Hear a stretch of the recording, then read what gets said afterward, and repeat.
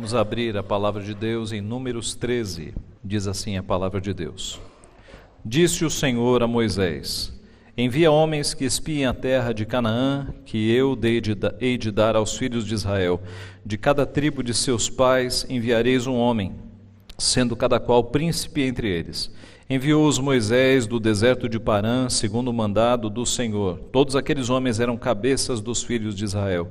São estes os nomes: da tribo de Ruben, Samuá, filho de Zacur; da tribo de Simeão, Safate, filho de Ori; da tribo de Judá, Calebe, filho de Jefoné; da tribo de Issacar, Geal, filho de José; da tribo de Efraim, Oséias, filho de Num; da tribo de Benjamim, Paute, filho de Rafu; da tribo de Zebulon, Gadiel, filho de Zodi; da tribo de José, pela tribo de Manassés, Gadi, filho de Suzi; da tribo de Dan, Amiel, filho de Gemali; da tribo de Asser, Setur, filho de Micael; da tribo de Naftali, Nabi, filho de Vofsi; da tribo de Gade, Jeuel, filho de Maqui. São estes os nomes dos homens que Moisés enviou a espiar aquela terra. E a Oséias, filho de Num, Moisés chamou Josué. Enviou-os, pois, Moisés a espiar a terra de Canaã, e disse-lhes: subi ao Neguebe e penetrai nas montanhas. Vede a terra, que tal é, e o povo que nela habita, se é forte ou fraco, se poucos ou muitos. E qual é a terra em que habita, se boa ou má? E que tais são as cidades em que habita, se em arraiais, se em fortalezas? Também qual é a terra, se fértil ou estéril, se nela há matas ou não? Tende ânimo e trazei do fruto da terra. Eram aqueles dias, os dias das primícias das uvas. Assim subiram e espiaram a terra desde o deserto de Sim até Reobe, a entrada de Ramate. E subiram pelo Neguebe e vieram até Hebrom. Estavam ali Aimã, Sesai e Talmai, filhos de Aнаque. Hebrom foi edificada 7 anos antes de Zoan, no Egito.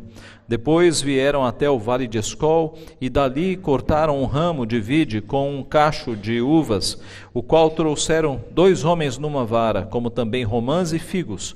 Esse lugar se chamou o Vale de Escol, por causa do cacho que ali cortaram os filhos de Israel. Ao cabo de 40 dias voltaram de espiar a terra. Caminharam e vieram a Moisés e a Arão e a toda a congregação dos filhos de Israel no deserto de Parã, a Cádiz. Deram-lhes conta a eles e a toda a congregação e mostraram-lhes o fruto da terra. Relataram a Moisés e disseram: fomos à terra a que nos enviaste, e verdadeiramente mana leite e mel, este é o fruto dela. O povo, porém, que habita nesta terra é poderoso, e as cidades muito grandes e fortificadas. Também vimos ali os filhos de Aнаque. Os amalequitas habitam na terra do Neguebe, os heteus, os jebuseus e os amorreus habitam na montanha, os cananeus habitam ao pé do mar e pela ribeira do Jordão. Então Calebe fez calar o povo perante Moisés e disse: eia, subamos e possuamos a terra, porque certamente prevaleceremos contra ela. Porém, os homens que com ele tinham subido disseram: não poderemos subir contra aquele povo, porque é mais forte do que nós. E diante dos filhos de Israel, infamaram a terra que haviam espiado, dizendo: a terra pelo meio da qual passamos a espiar é terra que devora os seus moradores, e todo o povo que vimos nela são homens de grande estatura. Também vimos ali gigantes, os filhos de Aнаque são descendentes de gigantes, e éramos aos nossos próprios olhos como gafanhotos, e assim também o éramos aos seus olhos. Vamos orar mais uma vez. Pai Santo, Deus bendito, nós te louvamos por Tua palavra, que registra, ó Pai, a história do Teu povo, dos Teus poderosos feitos no meio deles, e quantas lições nós podemos tirar para a nossa vida nos nossos dias, Pai. A Tua palavra não muda, o ser humano não muda, continua pecador, continua incrédulo, falto de confiança em Ti, e nós nos identificamos muitas vezes com estes pecados, Pai. Por isso pedimos a Tua graça, pedimos a iluminação do Teu Santo Espírito, Pai, para que Ele abra os nossos olhos, os olhos do nosso coração, para que possamos perceber os pecados na nossa vida e nós não erremos como o Teu povo errou no passado, mas para que nós de fato acertemos, Te obedeçamos, confiamos em Ti em todos os desafios da nossa vida, Pai. É o que nós pedimos gratos em nome de Jesus. Amém. Quando pediram ao reverendo Joe Wright que fizesse a oração na abertura do Senado em Kansas, nos Estados Unidos, acharam que ele faria uma oração normal, mas a oração dele não foi nada normal. Eu vou lê-la. Ele começou assim: Senhor, viemos diante de Ti neste dia para Te pedir perdão e para pedir Tua direção. Sabemos que a Tua palavra disse: maldição àqueles que chamam bem ao que está mal. E é exatamente isso que temos feito.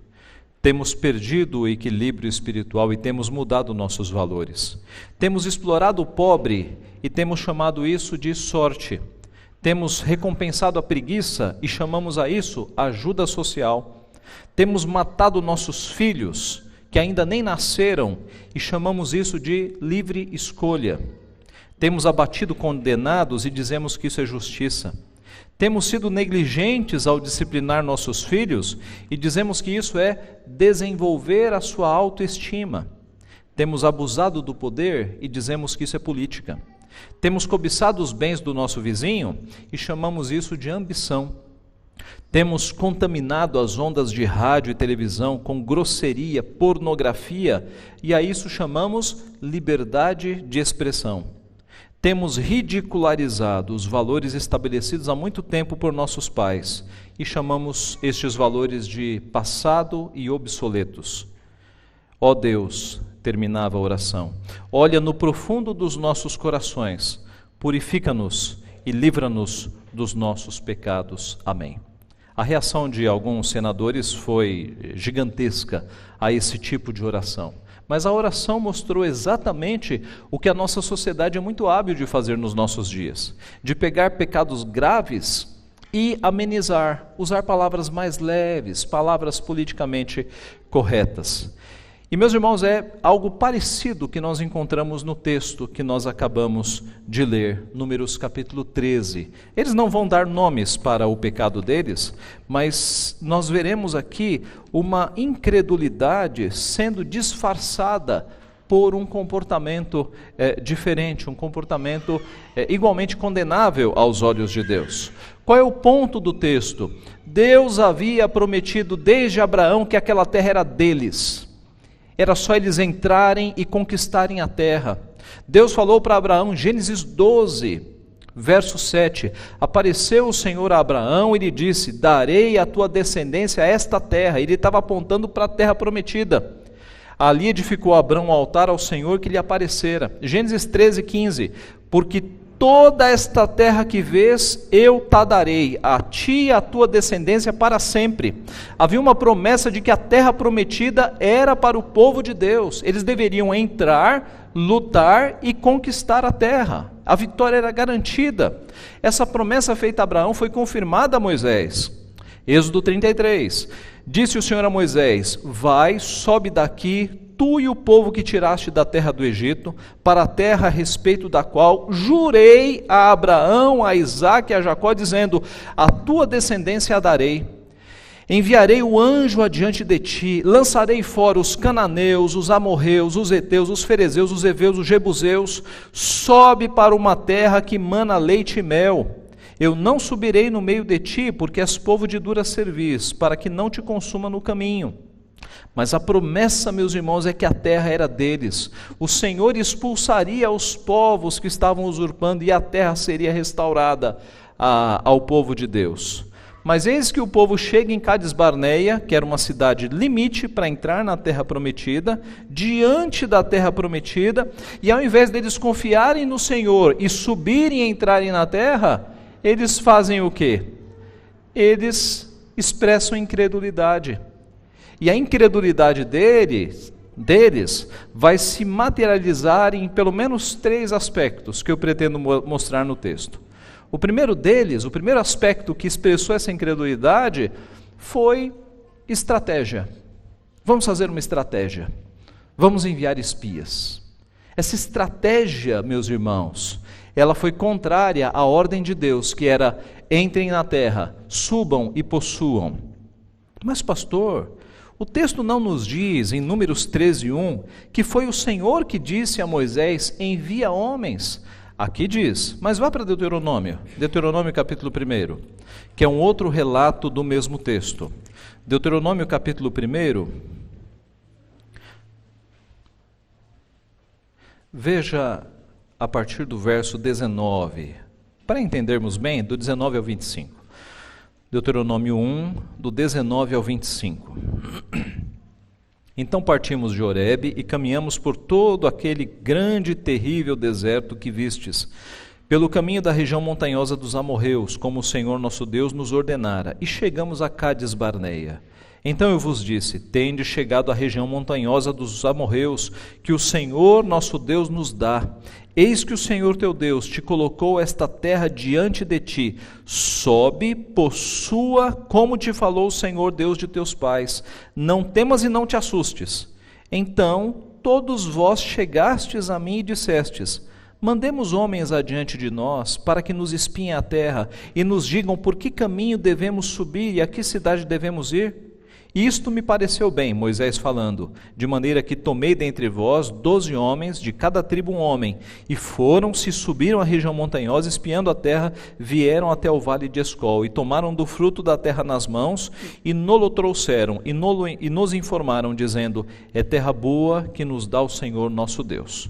Parece uma contradição. Números está dizendo que foi Deus quem disse a Moisés, faz espias. Deuteronômio está dizendo, se você reparou, que foram os homens que propuseram isso, no verso 22. Então todos vós vos chegastes a mim e dissestes, mandemos homens adiante de nós. Não é uma contradição, meus irmãos. Os textos são complementares na opinião dos especialistas, dos estudiosos da Bíblia. A ideia é que a iniciativa de mandar espias foi humana. Moisés consultou o Senhor e o Senhor permitiu. Então, mande os espias. Por que essa conclusão? Porque Números é mais descritivo, Deuteronômio é mais explicativo, é mais interpretativo. Não sei se você reparou isso na leitura. Deuteronômio, ele vai já dando um relato interpretativo dos fatos, explicando os fatos. Então os textos são complementares. E meus irmãos, é claro, quando você vê no final do texto a incredulidade do povo, que o povo estava incrédulo desde o início. Eles estavam com medo de avançar naquelas terras. A ordem de Deus era, sobe, toma a terra para vocês. Mas eles criaram uma estratégia. Vamos mandar uns homens primeiro para espiar a terra, para ver o que nos espera, o que nos aguarda. Eles deveriam obedecer, mas eles resolveram montar uma estratégia. Moisés então nomeia, dentre os principais de cada tribo, ele nomeia um representante, e aí nós teremos 12 representantes, 12 espias que irão espiar a terra. Foi uma estratégia, meus irmãos, de incredulidade, não foi uma estratégia de obediência. Obediência seria, entrem na terra e Deus vai garantir, Deus vai dar a vitória. Eles usaram uma estratégia que não estava prevista para dar um jeito na ordem de Deus. Isso acontece na nossa vida, meus irmãos, quando Deus nos dá ordens claras e nós ficamos criando jeitinhos, ao invés de obedecer logo. Nós ficamos arrumando, estratégias para tentar demorar um pouco ou ter um outro caminho para a obediência. Nós não obedecemos imediatamente. Isso é nosso. É um emprego que você não deve aceitar, mas você dá voltas justificativas. Talvez Deus me abençoe assim mesmo. É aquele relacionamento que Deus já proibiu e você está tentando dar um jeitinho ainda. Quem sabe ele se converte, quem sabe ela se converte. É o pecado que Deus já ordenou que você abandonasse de uma vez por todas. E você está lá racionalizando, jogando a culpa, eu faço isso porque aconteceu isso, arrumando culpados para o seu próprio pecado. O nosso coração enganoso, ele é hábil em dar jeitinhos, quando nós devemos obedecer imediatamente. Foi isso que o povo fez aqui. É a estratégia da incredulidade. É um pecado de muitas igrejas, aliás, meus irmãos. Quando denominações, ao invés de partir para a evangelização, partir para a rua, partir para o discipulado, fica criando congresso, curso e mais curso, método e mais método, é estratégia de incredulidade. Está cheio de crente que já foi em um monte de congressos de evangelização, que conhece métodos e métodos de evangelização e nunca evangelizou, nunca parou um familiar para falar de Cristo, nunca discipulou uma pessoa, nunca saiu na rua com um folheto. Aliás, eu conheço até preletores de congressos de evangelização que nunca saíram na rua para entregar um folheto. Por quê? Porque a ordem é clara. E nós ficamos criando jeitinhos e estratégias e métodos, quando o que nós deveríamos fazer era obedecer, partir para a ação. Mas pastor, estratégia não é fruto de uma mente racional que Deus nos deu? Deus nos dá uma mente, já não é para fazer planejamento estratégica? Sem dúvida nenhuma. E há muitos momentos na nossa vida que nós precisamos de planejamento, de estratégia, mas não quando Deus já deu uma ordem clara que você deve obedecer. Se Deus falou para obedecer, obedeça. Não tem que ficar melhorando o plano de Deus. Não tem que ficar criando estratégia. Se é para obedecer, obedeça e pronto. Perceba que a sua tendência de planejar e de fazer estratégia pode estar escondendo uma falta de confiança em Deus. Obedeça. Obedeça de uma vez. Se Deus já te mandou sair do pecado, não faça estratégia, saia do pecado imediatamente. É simples. É um disfarce para a incredulidade, para a falta de confiança em Deus. E eles usaram esse disfarce aqui. É o primeiro. O segundo, que nós vemos a partir do verso 17, lá de Números 13, é aliado à estratégia, mas o recolhimento de informações. Vamos nos cercar de todas as informações que nós conseguirmos sobre essa terra. Meus irmãos, Deus mandou entrar e possuir a terra, e era isso que Caleb queria. Mas não, vamos nos cercar de todas as informações. Versículo 17. Moisés ordena que eles recolham as informações. Verso 17, enviou-os, pois, Moisés a espiar a terra de Canaã, e disse-lhes, subi ao Neguebe, penetrai nas montanhas. No verso 18, eles deviam recolher informações sobre o povo que habitava lá. Se o povo era forte ou fraco, se muito ou se pouco. No verso 19, informações sobre a terra, se a terra era boa ou má, se as cidades eram arraiais ou fortalezas, isso é, se as cidades eram abertas ou muradas como fortalezas. No verso 20, se a terra era fértil ou estéril, se havia matas ou não havia matas. E segue o texto nesse recolhimento de informações. Ora, Deus mandou a gente entrar, mas primeiro a gente vai ter que recolher o máximo de informações, não é assim não. Vamos entrando. Percebe a incredulidade? Percebe a falta de fé desse povo? Esse tipo de recolhimento de informações, de todos os dados que Deus não passou, é uma estratégia de incredulidade, meus irmãos, é falta de fé. No verso 23, eles trazem um cacho de uvas, eles entram e eles conseguem um cacho de uvas tão grande que precisou de 2 homens para carregar esse cacho. Eles colocaram esse cacho numa vara e aí 2 homens para carregar esse cacho. Tamanho, porque a promessa era de uma terra que manava leite e mel, que dava figos, que dava frutas. Essa era a terra que Deus havia prometido. Qual era a dúvida? Para que tanta informação? Para que tanta estratégia? Falta de fé, meus irmãos. Disfarce para incredulidade. Deus havia dito, subam e tomem. Mas eles pararam. Não, vamos recolher as informações. Meus irmãos, confiança nas informações pode esconder a desconfiança de Deus. Muitas vezes. Informação é coisa boa, mas ela pode mascarar a tua falta de confiança em Deus. Cuidado, cuidado. Um exemplo, Davi mandou fazer o censo, lá em 1 Crônicas 21. Qual é o problema de Davi ter feito o censo? Deus viu muito problema. Deus ficou irado com essa atitude de Davi. E Deus disse para Davi, eu vou te punir, escolhe o castigo. Pode escolher. E Davi, dentre os castigos, escolheu o castigo que era ficar na mão de Deus, porque Deus é justo, é Deus que se ira, mas é Deus misericordioso. Mas por que Deus ficou tão irado? Qual é o pecado de Davi fazer um censo? O pecado é que Davi queria informação, Davi não queria confiar em Deus. Davi queria saber exatamente o número de homens que ele tinha para a batalha, para confiar no número dos homens. Mas Deus nunca precisou disso, Deus nunca ordenou fazer um censo.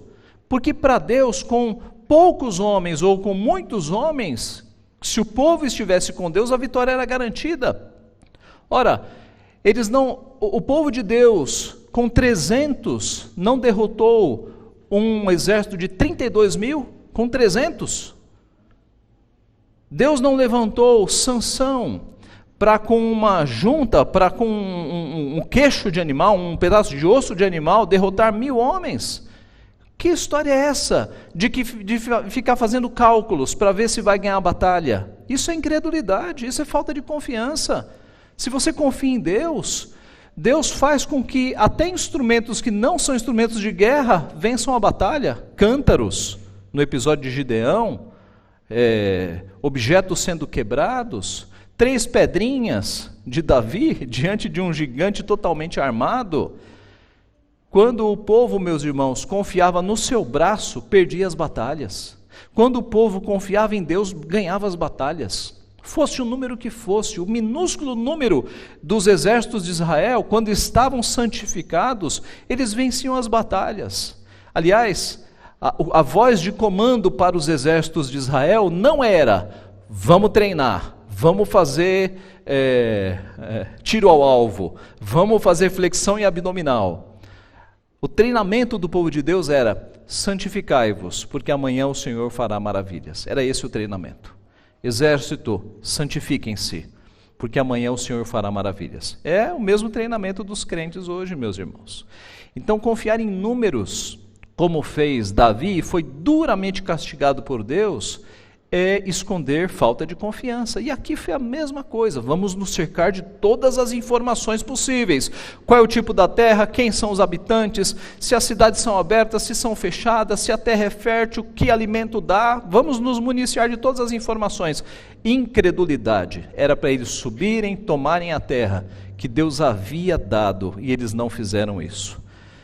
Então, meus irmãos, quando Deus nos dá uma ordem, quando Deus nos chama para um trabalho, antes de ficar fazendo continhas e quanto tempo eu vou gastar na obra do Senhor, aceite logo. Aceite. Se é Deus que está te chamando, aceite. Se Deus te dá uma ordem, você obedece. Você não fica fazendo contas e pensando se Deus vai te abençoar ou não vai abençoar.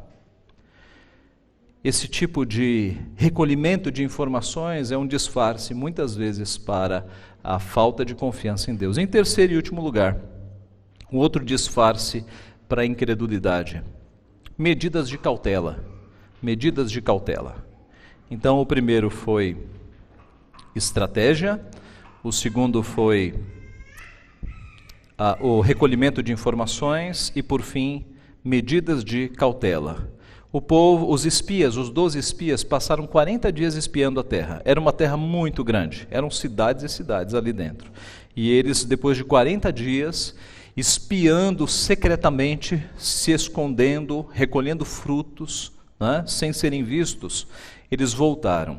No versículo 27, eles começam a relatar. Relataram a Moisés e disseram: fomos à terra que nos enviaste, e verdadeiramente mana leite e mel. A promessa era essa. Isso foi dito a Moisés: eu vou dar a vocês uma terra que mana leite e mel. Este é o fruto dela. Mostraram o grande cacho de uva, possivelmente mostraram as romãs e os figos. Mas agora a incredulidade vai vir disfarçada de cautela, que na verdade é temor de homens. Eles ficaram atemorizados com os homens que eles viram ali. Verso 28. O povo, porém, que habita nesta terra é poderoso, e as cidades muito grandes e fortificadas. Também vimos ali os filhos de Anak. Os filhos de Anak estão descritos no verso 22. Estavam ali Aimã, Sesai e Talmai, filhos de Anak. Eram gigantes, eram parentes de Golias. Né? Havia gigantismo na Bíblia. Não era um fenômeno sobrenatural, não foram anjos que tiveram relações com mulheres, nada disso. Gigantismo sempre existiu na história da humanidade. E estes homens eram gigantes, homens de 3 metros de altura. E imagine, Golias já colocou medo em muita gente. E aqui você tinha 3 gigantes nessa terra. Eram os filhos de Anak. Continuando no verso 29, os amalequitas habitam na terra do Neguebe, os heteus, os jebuseus e os amorreus habitam na montanha, os cananeus habitam ao pé do mar e pela ribeira do Jordão. Verso 31, porém os homens que com ele tinham subido disseram, não poderemos subir contra aquele povo, porque é mais forte do que nós. E diante dos filhos de Israel, infamaram a terra que haviam espiado, dizendo, a terra pelo meio da qual passamos a espiar é terra que devora os seus moradores, e todo o povo que vimos nela são homens de grande estatura. Também vimos ali gigantes, os filhos de Aнаques, que são descendentes de gigantes. E éramos aos nossos próprios olhos como gafanhotos, e assim também o éramos aos seus olhos. Observe esta última frase. Éramos aos nossos próprios olhos como gafanhotos, e assim também o éramos aos seus olhos. Duas perspectivas, né? Aos olhos deles, aos nossos olhos, nós nos sentimos como gafanhotos. Aos olhos deles, nós parecíamos como gafanhotos. Só faltou a perspectiva de Deus. Só. Se eles não estivessem incrédulos, como Caleb não estava, Caleb teria dito, aos olhos de Deus, nós somos gigantes. Aos olhos de Deus, essa terra é nossa, subamos e possuamos essa terra. Mas no medo, eles eliminaram a perspectiva de Deus.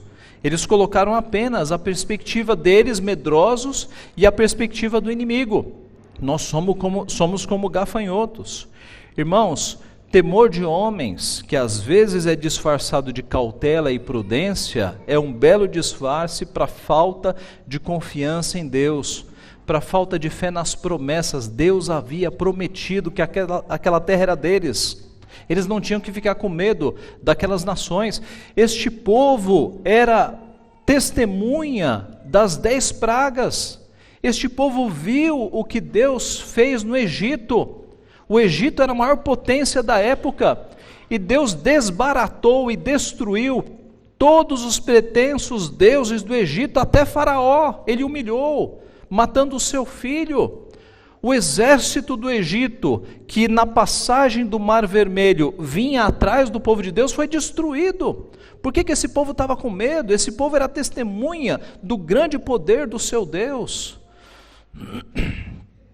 Mais tarde, na história de Israel, um exército inteiro, inclusive o seu rei, vai ficar com medo de um gigante chamado Golias. Mas eis que um jovem chamado Davi olha não da perspectiva de jovem e nem da perspectiva de Golias. Ele olha da perspectiva de Deus. Quem é, pois, este incircunciso filisteu para afrontar os exércitos do Deus vivo? E mais tarde, diante do próprio Golias, olhando no olho, tu vens contra mim com espada e com lança e com seu escudo? Eu, porém, vou contra ti em nome do Senhor dos exércitos, o Deus dos exércitos de Israel, a quem tens afrontado. Davi, meus irmãos, não se sentiu como um gafanhoto. Davi olhou para Golias e percebeu, ele é um gafanhoto diante do meu Deus. Os homens aqui estavam com a perspectiva humana, medrosos, temendo homens, incrédulos, não confiando na promessa do Senhor. Eles olharam dessa perspectiva. O profeta Isaías diz assim, Isaías 40, referindo-se a Deus: Ele é o que está assentado sobre a redondeza da terra, cujos moradores são como gafanhotos. É Ele quem estende os céus como cortina e os desenrola como tenda para neles habitar. Os gafanhotos, na verdade, seres pequenos, são os homens. Mas o povo de Deus aqui está com tanto medo, esses 10 espias, que estão achando que eles são os gafanhotos. Como diz aquela frase, meus irmãos, não diga a Deus o tamanho do seu problema, diga ao problema o tamanho do seu Deus. Diga ao problema o tamanho do seu Deus. Não se encolha como um gafanhoto. Lembre-se de que Deus é aquele que se assenta sobre a redondeza da terra, é um Deus grande, que os nossos problemas aos seus olhos são minúsculos, que os nossos problemas estão sob o seu total controle para lapidar a nossa vida, para que nós sejamos aperfeiçoados, para que nós confiemos mais nele. Se estes homens tivessem olhado da perspectiva de Deus, veriam que os gigantes, os inimigos é que eram os gafanhotos. Então, a cautela muitas vezes é um disfarce para a falta de confiança em Deus, para a falta de crer nas promessas de Deus. Quando Deus nos dá uma ordem, nós devemos enfrentar e devemos obedecer. Devemos agir como Caleb, verso 30. Então Caleb fez calar o povo perante Moisés e disse: Eia, subamos e possuamos a terra, porque certamente prevaleceremos contra ela. Caleb aqui estava olhando da perspectiva de Deus. Caleb não estava se importando com gigantes, com muito povo, com nada disso. Ele estava confiando na promessa de Deus. Josué, capítulo 14, a mesma coisa. Veja do verso 6 no capítulo 14. E Josué, filho de Num, e Caleb, filho de Jefoné, dentre os que espiaram a terra, rasgaram as suas vestes e falaram a toda a congregação dos filhos de Israel, dizendo: A terra pelo meio da qual passamos a espiar é terra muitíssimo boa. Se o Senhor se agradar de nós, então nos fará entrar nessa terra e nola dará, terra que mana leite e mel. Tão somente não sejais rebeldes contra o Senhor e não temais o povo desta terra, porquanto como pão os podemos devorar. Retirou-se deles o seu amparo, o Senhor é conosco, não os temais. Apesar disso, toda a congregação disse que os apedrejassem. Porém a glória do Senhor apareceu na tenda da congregação a todos os filhos de Israel. Disse o Senhor a Moisés: Até quando me provocará este povo? E até quando não crerá em mim, a despeito de todos os sinais que fiz no meio deles? Com pestilência o ferirei e o deserdarei, e farei de ti povo maior e mais forte do que este. O resultado disso tudo, desta incredulidade, foi que aqueles 40 dias que eles demoraram para chegar até Cades Barneia, viraram 40 anos. É a partir daqui que o povo vai ficar 40 anos dando voltas no deserto, por causa de incredulidade. E Deus vai dizer: nenhum de vocês vai entrar na terra prometida, apenas os seus filhos, porque os filhos não tiveram culpa, as crianças. Então apenas as crianças entrariam na terra prometida, Josué e Caleb, porque foram os que confiaram na promessa do Senhor. O povo foi duramente punido por causa de incredulidade, porque não confiou nas promessas de Deus. Meus irmãos, esse texto, ele tem uma referência com Cristo, ele aponta para Cristo, na figura de Josué. Veja o verso 8 do versículo 13. Aqui na designação dos principais, nós temos no verso 8, da tribo de Efraim, Oséias, filho de Num. E verso 16, são estes os nomes dos homens que Moisés enviou a espiar aquela terra. E a Oséias, filho de Num, Moisés chamou Josué. O nome Oséias e Josué no hebraico é muito parecido. É como Oséias e Josué. É muito parecido. Oséias significa salvação. Josué significa Deus é salvação. Vocês notaram que de todos os espias, só um teve o nome mudado? Oséias, que significava salvação, foi mudado para o Senhor é a salvação. E Josué, então, com essa mudança de nome, com esse destaque que é feito no texto, já está sendo, o narrador Moisés, já está fazendo uma indicação de que é Josué que será a salvação desse povo. Porque Moisés lá na frente será impedido de entrar na terra de Deus, também por incredulidade, porque Deus falou, fala a rocha, ele bateu na rocha, e aí ele não vai entrar na terra prometida, mas o seu sucessor será Josué. Então aqui já há um anúncio do escritor Moisés de quem será o seu sucessor. Josué é aquele que tem o nome que aponta que o Senhor é a salvação, Deus é a salvação. E Josué, meus irmãos, aponta para Cristo, porque Jesus é uma variação do nome Josué, em grego. É o mesmo nome, é uma adaptação para o grego. Então, este Josué, que será a salvação deste povo, está apontando, na verdade, para o perfeito Salvador, para o perfeito Josué. Aquele que obedecerá a Deus plenamente, a sua obediência será perfeita, sem incredulidade, sem estratégias, ele obedecerá. e aquele que salvará o seu povo, que trará a salvação eterna para o seu povo. O texto aponta para Cristo. Cristo é a nossa salvação, prefigurado, tipificado num homem imperfeito chamado Josué, mas que foi, naquele momento, a salvação do seu povo. Concluindo, meus irmãos, a nossa sociedade relativiza pecado, dá nomes mais amenos aos pecados, né? Tenta tornar o pecado um pouco menos desagradável. Chama assassinato de crianças de livre escolha, chama falta de disciplina nos filhos de desenvolver a autoestima, chama abuso de poder de política, chama imoralidade, inclusive com exposições imorais aí no sul do Brasil, de liberdade de expressão, não é? O coração pecaminoso, este mundo em trevas é muito hábil para ficar trocando nomes. Que isso não aconteça conosco, meus irmãos. Que nós vigiemos o nosso coração para obedecer ao Senhor. Quando Deus disser, saia desse pecado, não fique criando estratégia. Quando Deus te der uma missão clara, um chamado, não fique colhendo informações para ver se Deus acertou ou errou.